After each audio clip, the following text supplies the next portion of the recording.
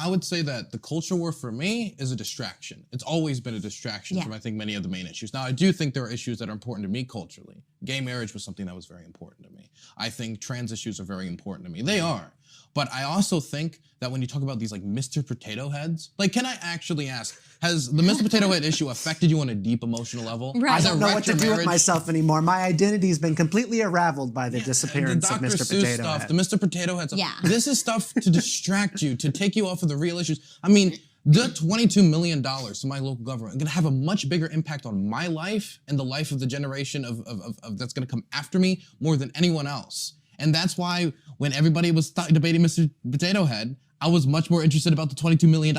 When everybody was talking about Dr. Seuss, I was much more interested about changing my city's constitution to make it so young people could participate in city politics, because it blocked me from running because they were trying to stop young people from running in my city. And I changed the constitution. I went out there with local activists to change the constitution of our city so that would be possible. And I think a lot of these culture war issues, I think Democrats could do better on the economy, much better running on the economy. It's the economy, stupid, is an old saying, but it's true and it works for Democrats. And I think it's a failure of Democratic leadership and messaging that when it comes to polling, people still think that the Republican Party, that I disagree with on economics fundamentally, is the party of good economics. And I think it's a failure of messaging and being on the back foot constantly on the culture war.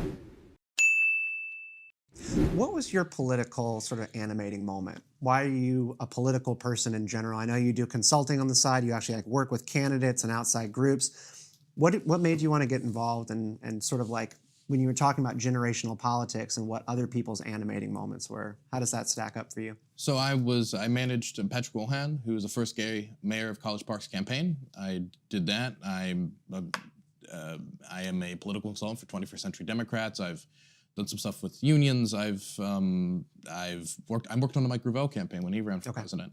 But for me, it was that when I was young, I grew up in an environment that was a broken-esque home. My mother was a heroin user. She used when she was pregnant with me, all the way up until eventually she died. And my father is somebody who has, I don't know what to say really about my dad, besides he's, I guess the best way to classify him would be like a pool hustler, I would say. I don't know a good way to describe him that wouldn't give too much information. And so seeing the problem she faced as a homeless resident in DC and going through drug use, I wanted to find out a solution to exactly why she was put in that position and why, instead of getting the help she needed, she was criminalized and put in that position. And so it pushed me to go into politics because I wanted to solve those issues. And that's why one of the first things I did in politics was speak before my city council about why we need to give homeless residents in our city the right to vote by using public building addresses as their home address so they can vote in city council elections, because if there's anybody who needs representation in our government more, it's the people who are the most underserved and the most desperate. So I would think it would be the unhoused populations. And so I would say that it was those personal experiences that pushed me to get into politics. It wasn't really hobbyism. It was because I felt these political realities in my life when my mom sadly passed away in 2017 when I was still in school. I'm sorry to hear that. I really admire, though, that you took something so difficult in your life and created something so good out of it. I didn't even realize that homeless residents were having that trouble voting, but now thinking about it, it totally makes sense. And my organization works on everything from harm reduction to criminal justice reform. So these are issues I've seen a little bit tangentially. But how did your action turn into this and what you're doing now? Because, you know, being an advocate, working on campaigns, working for people you believe, how does that go hand in hand with streaming, with having the debates? Because a lot of times people who are very political don't want to have the debates. They don't want to have those tough conversations. What draws you to that? So I would think that when it comes to my my IRL politics, that came before my online presence. And I think that's something that most people should take note of, is I think a lot of people want to say opinions, and everybody has opinions, but it's easy to have an opinion. It's a lot more difficult to have an informed opinion about something you've interacted with. And so what I wanted to do is I wanted to work on campaigns. I wanted to work in city politics. I wanted to work locally, which a lot of people don't want to put in the legwork to do before going out and doing the commentary. And so that's what I tried to do before I engaged with the space. And so that meant when I engaged with the space, and then people would say things like advocate for burning or bust, or things that like didn't really make sense to me, like on a political level. The experiences I had helped me like know that like I could kind of say, okay, guys, this is why this doesn't work, and this is where you should actually go if you want to get politically involved.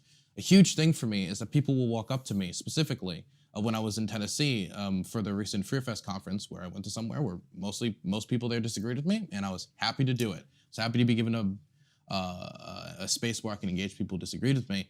But people walked up to me and said, how do I get involved in politics?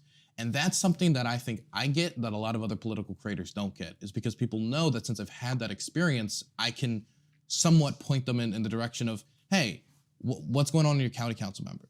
What's going on with your city council? Do you know who your city councilmen are? Do you know how to find it out? There's usually resources online. That's the real thing. I mean, that's the real deal that makes the most impact on people. And the way that you're talking makes me feel like you fall in with sort of this new wave of democratic socialists, but I get the sense that that's also not true. You talked about 21st century Democrats. There's this working class ethic, right? Mm-hmm. Do you consider yourself a sort of rank and file Democrat or reformer or one of these democratic socialists? So I want to say one thing on the last question first before I answer that. So recently I was recently elected to the board of the North College Park Community Association, which is a citizens group in North College Park. And while I was hosting one of the debates, I heard one of the debates engage between the city council people about how we're going to get $22 million from the federal government due to all of the stimulus bills and reconstruction packages and everything else. And hearing them talk about the stormwater management, hearing them talk about speed bumps and local programs to tutor kids in our community, the schools I went to, Hollywood Elementary School, the school I went to, hearing that was magical. And I could hear directly from these city council members how directly in my community I was going to help. You don't hear Joe Biden call out your local elementary school. You don't hear them talk about the people in your community. $22 million is a lot of money. And if you're engaged in those local city politics, you can help control to make sure that money goes to where it's actually important. And so that's why I'd say before you ever try to get involved on national politics or congressional campaigns or anything like that, get involved on the local level, because that can have a massively transformative experience for you on a personal level and most certainly for your community. It's agonizing work being involved on the local level. My family were involved pretty intimately in Manassas, Virginia at this point, from zoning boards and architectural committees and all of these different, like even beautification committees down to like what flowers are going to be on every corner of your city. There are actual people who have to volunteer their time to work on those things on a city by city basis. I think what a lot of people are concerned about, particularly like with the Democratic Party and sort of operators on the local level though, is like, you know, when a school board or a city council is working on changes, they're talking about things that are so nebulous and beyond their actual concerns, like updating the schools, updating the air conditioning. Instead, they want to always talk about, and I saw this in my own city council, renaming the schools, right? Renaming the schools. Yeah, like the vanity kind of stuff. The vanity stuff, like it's just culture stuff all the time. Let's relitigate history rather than let's fund schools. Let's make sure that people can get back to classrooms so that parents can go to their jobs and make a living. I just feel like the Democratic Party is completely distracted, and you're seeing that play out in the Virginia governor's race right now, which voting day is today when we're taping this. I would say that the culture war for me is a distraction. It's always been a distraction from I think many of the main issues. Now, I do think there are issues that are important to me culturally. Gay marriage was something that was very important to me. I think trans issues are very important to me. They are.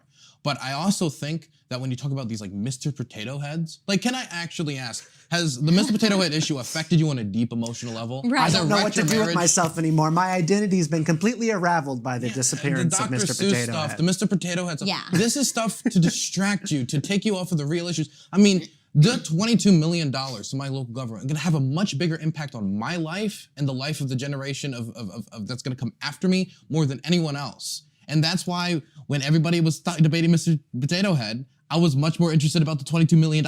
When everybody was talking about Dr. Seuss, I was much more interested about changing my city's constitution to make it so young people could participate in city politics, because it blocked me from running because they were trying to stop young people from running in my city. And I changed the constitution. I went out there with local activists to change the constitution of our city so that would be possible. And I think a lot of these culture war issues, I think Democrats could do better on the economy, much better running on the economy. It's the economy, stupid, is an old saying, but it's true and it works for Democrats. And I think it's a failure of Democratic leadership and messaging that when it comes to polling, people still think that the Republican Party, that I disagree with on economics fundamentally, is the party of good economics. And I think it's a failure of messaging and being on the back foot constantly on the culture war.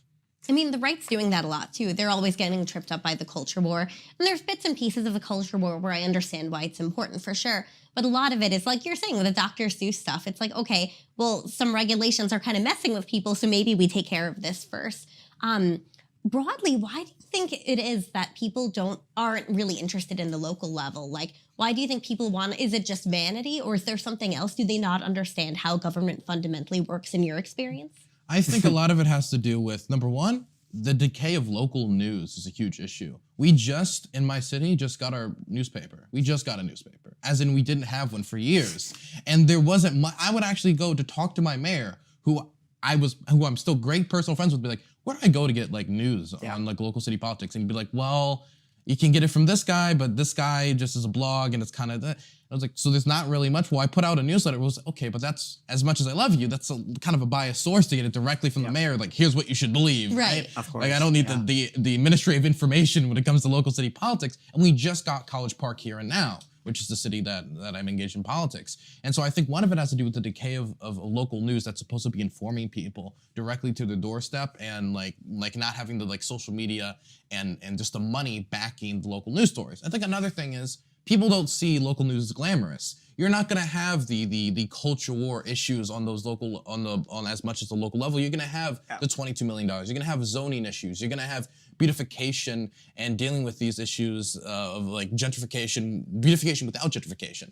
And these issues are a lot less engaging than, say, oh boy, I really want to get angry about cuties, or oh boy, I really want to get don't you think that that's connected to the sort of instant gratification and constant over-engagement culture that we generally have? Like, when you are involved in national politics, being involved on Twitter is like a way to actually just sort of scream at the sky about the way things are. But when you're working on the local level, it takes blood, sweat, and tears, sometimes years to get stuff actually done.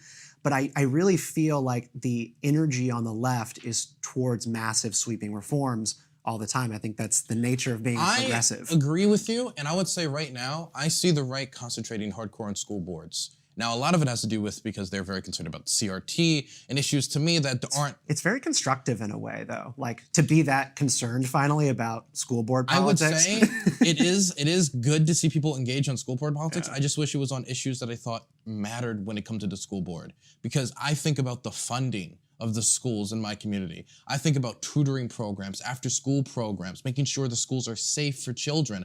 I remember I was going to, and this is public information, so I'm fine saying it, College Park Academy, and I went to the Diamondback, which is a UMD newspaper, and I did an investigative story with them showing that our school's walls were completely, if you leaned on them too hard, they would cave in. Oh, and this was my a gosh. brand new charter school that Larry Hogan, the governor of our state, went to and championed as the future of education in our state.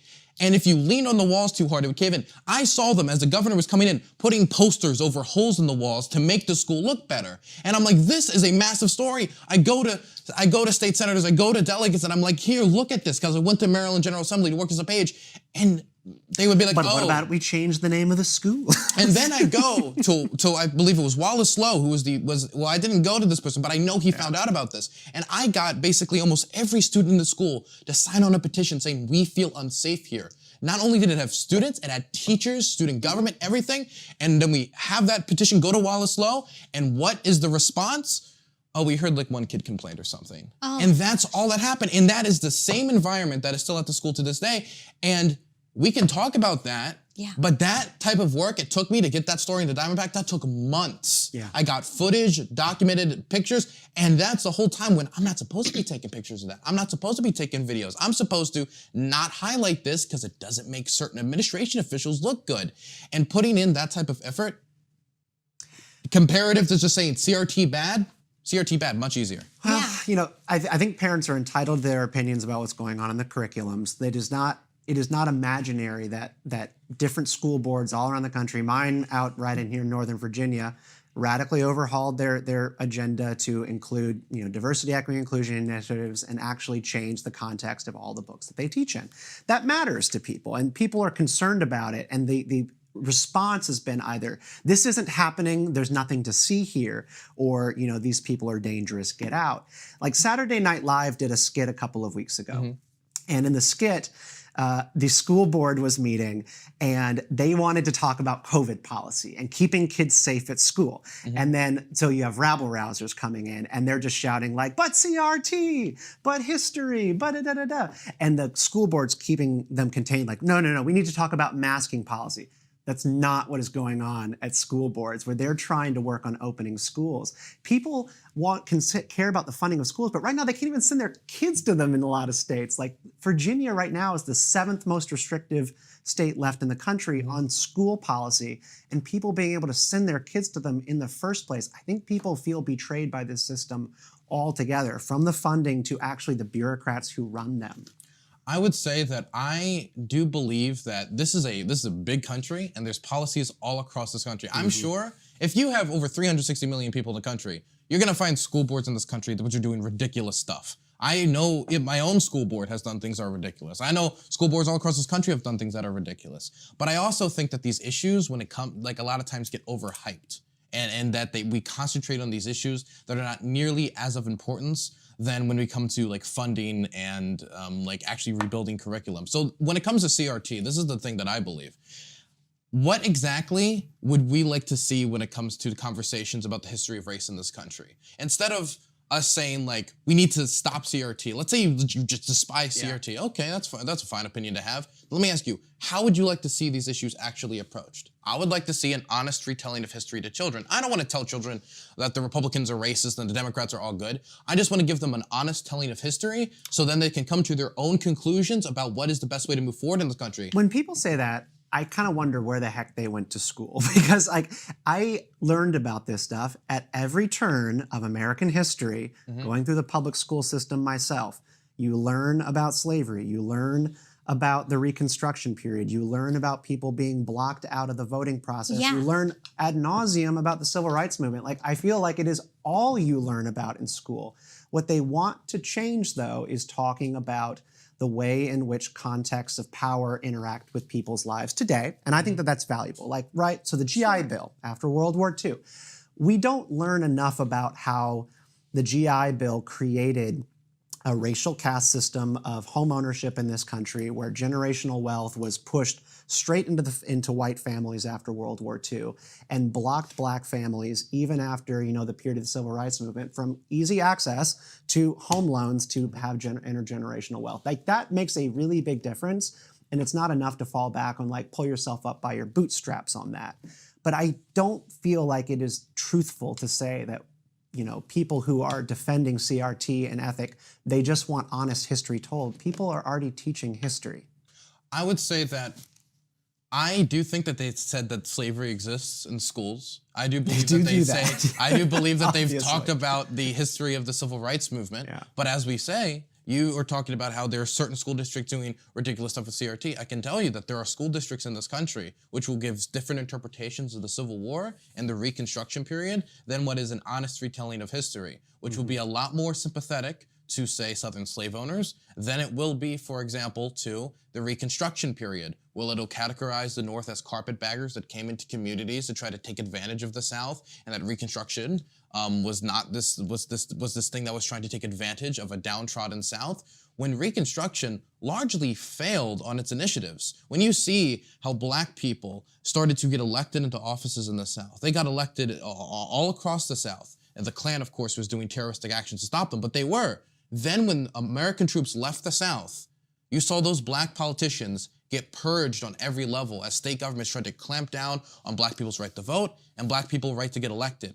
And I think that things like the failure of Reconstruction, redlining, when it comes to like black communities being kept out of what it would be considered more prosperous communities. These specifics, I don't think are taught across the board in schools across this country. These are specifics that I didn't learn, and I was just in high school not too long ago. I wasn't taught about the North Carolina coast, I think Wilmington having one of the largest race massacres of the 19th and 19th century. Like, we didn't learn about that in my own state, that Wilmington was the place of one of these biggest racist massacres. I was going to say redlining too, or even the way on Long Island, like that a lot of bridges were built so immigrant trucks couldn't get under them. And now it's kind of awful because the whole system, like trucks have trouble driving around Long Island sometimes. which is kind of amusing that it hurt us years later as our economy grew. But from Redline, even the Jim Crow stuff, they taught us about Jim Crow, but not how the relics were still there in some cases, or how it's still affecting people, or even, I know this is probably too nerdy to teach in schools, but really how regulations can do that, how it can have those consequences. And all that matters. But we're talking about like history curriculums. Yeah. And I think when people are screaming at the sky about CRT, I really don't feel that they are as upset about the specifics of history curriculums as they are about when their schools are working on diversity, equity, inclusion documents, which change the way in which students are supposed to talk about themselves, their identities, their class and victimhood status. Like, I looked over those documents in my school district, and I found it to be personally alarming what they were going to be framing to children about their color, talking to people about race consciousness, like talking to white kids about, like, we really need to talk about whiteness. Whiteness was in our school document 3 times. I find that to be bothersome.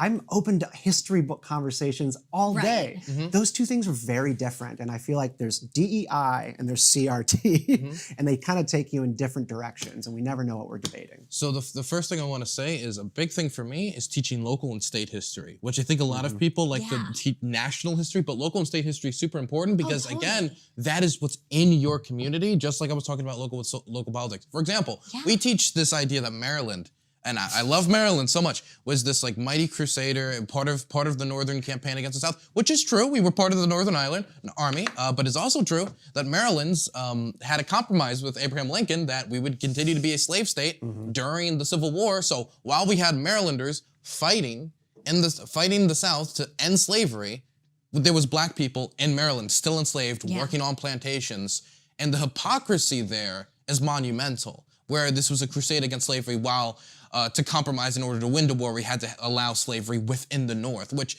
the hypocrisy is obvious. And that, the bleeding through of that into other policies in Maryland, that which we still see in a lot of communities in Maryland to this day when it comes to, for example, how there's a lot of areas in Maryland that are still rural and the underrepresentation of black farmers in that population. And I think that local and state history needs to be taught in schools more. Now, when it comes to the idea of CRT, of course, I can't answer for everyone, but I remember recently there was this poll that came out that was super interesting to me because it really made me think about like where the conversation about CRT like is like grounded. And the poll was that there was a question like, what do people think of CRT? And it was strange because like it seemed that it was about, I think, 30% of the country that was like really opposed to CRT, right? And then they would reframe the question, and the question was, what do you think about teaching the ongoing effects of American racism in public schools? And that exact same number, 30%. Opposed to that. Yeah. And that is what interested me because I think CRT has become a specter, a boogeyman, where the real conversation I think needs to be had is not about the specifics of how do we teach kids whiteness or whatever. It should be how do we have a conversation about race and its presence in modern America right now. Nobody's gonna tie me to CRT. I'm not an espouser of CRT, or I don't even think most Democrats particularly even care about CRT specifically. I do think most Democrats and left-wingers do care about the ongoing effects of race in America, and I do think that in order for this country to continue to grow, and in order for kids to be able to grow up responsibly in a world where race still, even if you don't want it to, still sadly matters to, even if you think it's just the media doing that. Even if you think that, it still matters, so there has to be some conversation had with our young people in this country about race, and how do we explain and have responsible conversations. One last thing, I'm sorry. No, you're fine. Mr. Rogers, I always say I try to have a Mr. Roger in, I don't know how to pronounce it, Mr. Rogerian politics. I love it. Rogerian, where we think that kids can't have adult conversations because the kids are simple, we want to keep them innocent. And I think what you're doing there is you want to protect kids, and that's so noble. And we're going to talk about Facebook later, how they're not protecting kids, so I'm excited about that.